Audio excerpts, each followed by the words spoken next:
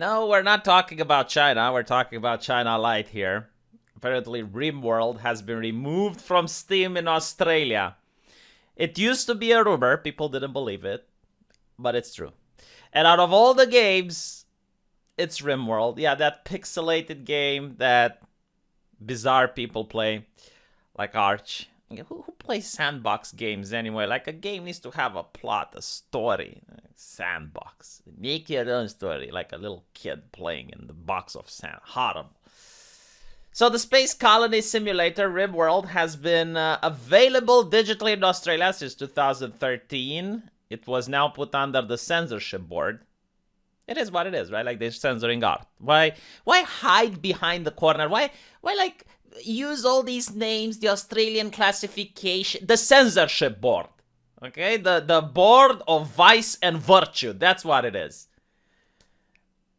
And this is due to a potential console release. That would mean physical copies on the shelves, which need to have an age rating on them. In their infinite wisdom, the board gave RimWorld a rating of refused classification, making it illegal to sell in Australia due to the way it deals with matters of sex, drug misuse, addiction, or crime, cruelty, violence, or reverting of abhorrent phenomenon in such a way that they offend the standards of morality, decency, and propriety generally acceptable by reasonable adults. Yeah, do you know what offends the standards of morality and decency? Look at how Australian police deals with protesters. And that kind of offends the standards. But, like, they will say, well, it's against the law, yeah, but why is the law like that? I mean, honestly, RimWorld, like, if you see crime happening in society, that is the first thing that goes into your mind. Oh, they must have been playing RimWorld. They're probably some edgy teenagers with computers. And let me just put it out there that what Australian censorship board is saying, that this is too edgy even for adults. So even if you're not a child, even if you're a grown adult, you should not be playing this game because it can poison your mind. But luckily, the government is going to defend you from mind poisoning. Only good and truth comes from the government. Poison comes from without, like RimWorld. Again, out of all the games, like, I would have understand if it was a game like Manhunt. It was something like with La Gente, with succubuses. Like, I would get it. RimWorld. Like, this should spark a conversation. Is it RimWorld that's the problem, or is it the censorship board? At the time, we assumed that this probably wouldn't affect the PC version, but the developer said, we did not expect this to affect the Steam version because in previous similar cases, as with Disco Elysium, the RC rating on a console version did not affect its availability on Steam. Turns out we were wrong. So in other words, like, the game could exist since 2013, but all of a sudden it's problematic. So, nope. Like, this will actually make people more afraid to go to the censorship board and ask them for questions. While previously purchased copies remain in their own libraries, it's the Steam page that's inaccessible in this region. I'm sorry this was so sudden, and for anyone who is frustrated by this, we are working to resolve the situation. While some games refused classification in the past have been taken off Steam in Australia, like Hotline Miami 2, Postal 2, but, like, again, I can understand why these games would be edgy. I disagree with the fact. Like, I don't think games are a danger to society. I mean, and the only people that can save you is not your parents, friends, or family, is the government. The government can protect you from evil video games. I disagree with this argument. But again, like, even if we were to live within a world where this argument exists, I would get it. Like, okay, Postal 2. Yeah, it makes edgy jokes. I mean, the government doesn't like it. Mother Russia Bleeds, really? That's problematic. Whether any given game that's refused classification would be delisted from the digital stores in Australia or simply kept out of physical shops and allowed to remain available online remains opaque. Well, that's pretty much what governments do. Like, I'll tell you what the problem is. You got this censorship board, which needs to feed off of taxpayer money. Like, they like to soak. They suck your energy like a vampire. You go to work. You actually do something productive for society. You drive a truck. You put food on people's tables. Like, you work hard. And then you get some compensation for your work. You get money.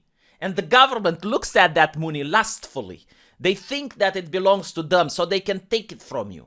And then they give it to the censorship board. So now the censorship board has to justify its existence. They need to justify why they're being paid.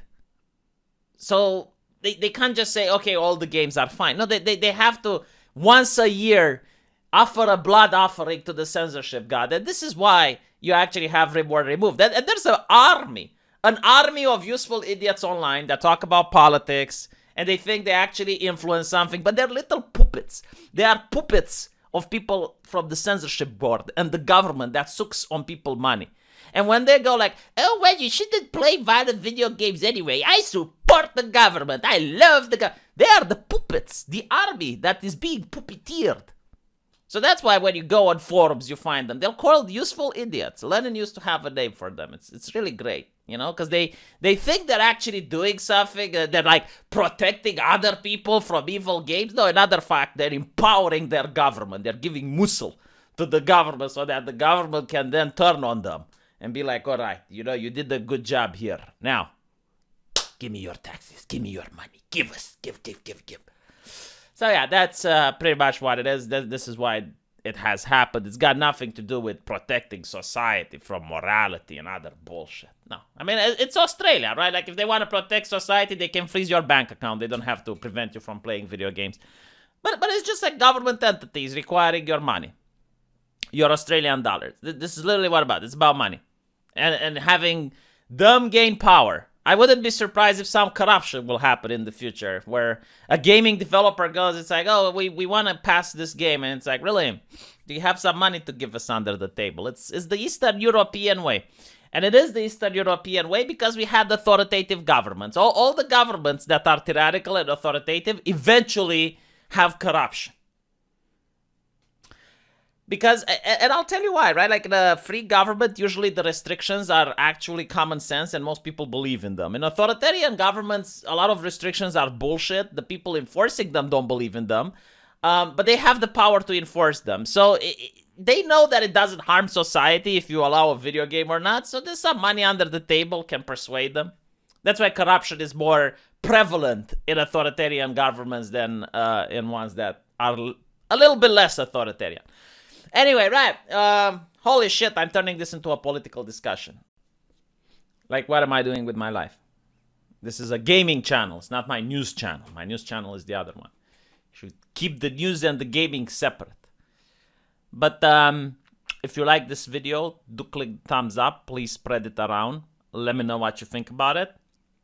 And I will see you in the comment section. And I do read the comment section, by the way.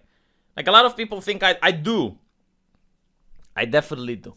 I'll see you there. Take care.